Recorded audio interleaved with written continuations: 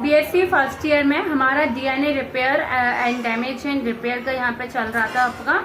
उसमें अब हम आपको डीएनए क्षार सुधार तंत्र के बारे में बताने वाले थे। डीएनए रिपेयर सिस्टम क्या होता है? तो आनुवांशिक पदार्थ डीएनए क्षति को डीएनए सुधार तंत्र द्वारा किया जाता है। मतलब आनुवांशिक पदार्थ डीएनए की क्षति को डीएनए सुधार, उसका डीएनए का सुधार एक सुधार तंत्र द्वारा किया जाता है। डीएनए में होने वाली क्षतियों को निम्न प्रकार दो समूहों में रखा जाता है। पहला है एकल क्षार परिवर्तन तथा दूसरा है डीएनए संरचना में परिवर्तन। एकल क्षार परिवर्तन क्या होता है? मतलब सिंगल बेस चेंजेस। तो इस प्रकार के परिवर्तन डीएनए अणु के एकल क्षार को प्रभावित करते हैं। ये संरचनात्मक विकृति उत्पन्न नहीं करते हैं तथा पुनरावृत्ति अथवा अनुलेखन में प्रभावित अणुओं को भी प्रभावित नहीं करते हैं। जब पुनरावृत्ति के समय जो अणु होते हैं उनको भी ये क्या कहते हैं? प्रभावित नहीं करते हैं। इस प्रकार के परिवर्तन एक क्षार के संरक्षण द्वारा 5 मिथाइलोसाइटोनिक साइटोसिन में परिवर्तित कर देते हैं, जिससे थाइमीन बनता है और छोटे समूह के कोवैलेंट को क्षार से जोड़ने पर वह इसके युग्मन स्वभाव को प्रभावित कर देते हैं, जिसके फलस्वरूप प्रभावित क्षार ठीक प्रकार से जोड़े अपने सहयोगी क्षार से नहीं बना पाते हैं। ठीक है। और डीएनए संरचना में परिवर्तन नेक्स्ट क्या था? डीएनए संरचना में परिवर्तन अथवा संरचनात्मक विकृति। मतलब डीएनए की संरचना में परिवर्तन कैसे आएगा और संरचनात्मक विकृति कैसे होती है, जिसे हम कहते हैं चेंजेस इन डीएनए स्ट्रक्चर और स्ट्रक्चरल डिस्टोरिशन। ठीक है। अब इस प्रकार के परिवर्तन बहुत बुरी तरह प्रभावित डीएनए अणु की पुनरावृत्ति तथा अनुलेखन को प्रभावित करते हैं, जो बहुत बुरी तरह से डैमेज होंगे।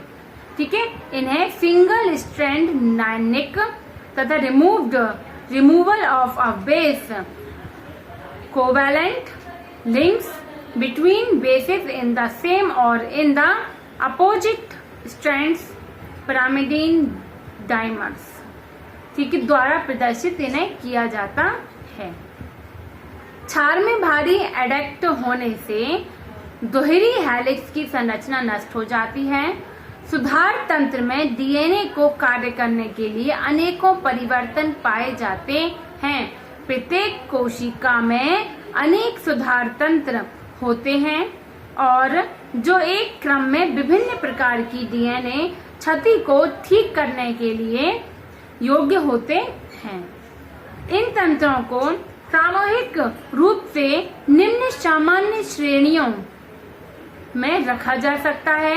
पहली श्रेणी सीधा सुधार, दूसरा उच्छेदन सुधार, कुमेल सुधार, चौथा सहमात्रा सुधार तंत्र, पांचवा रिट्रीवल तंत्र। तो इस प्रकार के ये सुधार तंत्र होते हैं। ठीक है। डीएनए का सीधा सुधार या मरम्मत कैसे करते हैं? तो डीएनए में हुई क्षति को साधारण पृथक करना सीधा सुधार कहलाता है।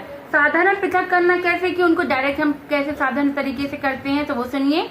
अर्थात 2 या 4 मतलब हम कह सकते हैं 2, 4 तथा 2, 5 कार्बन के मध्य वाले कोवैलेंट बॉन्ड्स को पृथक किया जाता है। यह क्रिया थाइमीन डायमर्स के निर्माण करने वाले 2 थाइमीन अवशिष्टों, ठीक है, जो अवशिष्ट वाले टाइप के होते हैं में होती है। थाइमीन डायमर्स का निर्माण अल्ट्रावायलेट विकिरण के कारण होता है। अल्ट्रावायलेट रेजेस होती है उनके कारण होता है, जो पुनरावृत्ति अथवा अनुलेखन में व्यक्तीकरण करते हैं। विकर अंधेरे में थाइमीन डायमर्स को बंधक बना सकते हैं, जिनमें उन्हें प्रकाश द्वारा ऊर्जा की आवश्यकता होती है, जिससे थायमीन अवशिष्टों के बीच कोवैलेंट बॉन्ड्स हट जाते हैं, अतः इसे फोटो रिएक्टिवेशन के बीच कोवैलेंट बॉन्ड जो हट जाती हैं, लेकिन जब इससे कोवैलेंट जो फोटो रिएक्टिवेशन है कहते हैं।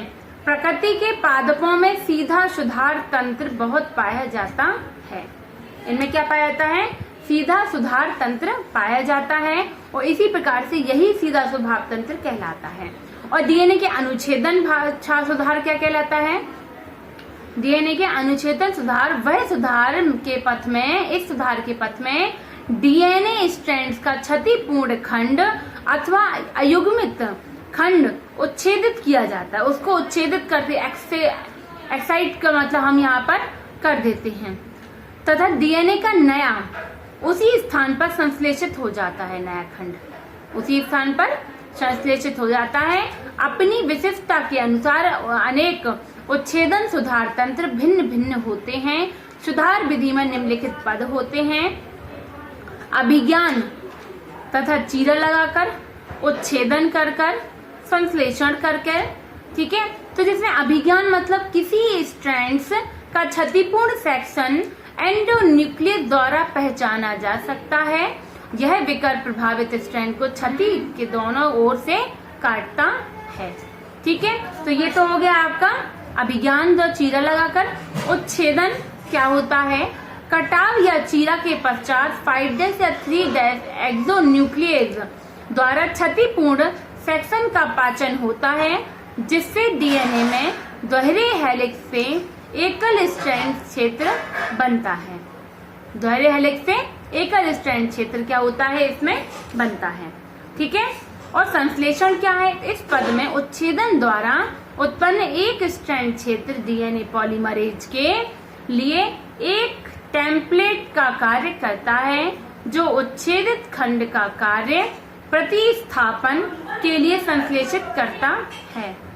निक को डीएनए लाइगेज बंद कर देता है, जो स्थानांतरण के लिए किए गए संश्लेषण का कार्य उच्छेदन सेक्शन के लिए करता है। इसी प्रकार से एस्चेरिचिया कोलाई में उच्छेदन 3' 5' एक्सोन्यूक्लियेज क्रिया जो डीएनए पॉलीमरेज फर्स्ट द्वारा होती है, उसी के द्वारा होती है, जबकि संश्लेषण उसी एंजाइम की 5' 3' पॉलीमरेज क्रिया द्वारा होता है।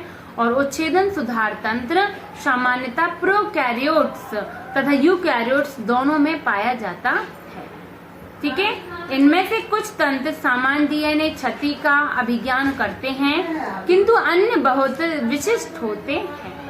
जैसे ग्लाइकोलाइगेज विशिष्ट बदले हुए क्षारों को ही पृथक करता है, और इसी प्रकार से ये उच्छेदन की क्रिया भी होती रहती है। और एपी एंडोन्यूक्लियेज प्यूरिन स्थलों से राइबोसोम को पृथक करता है।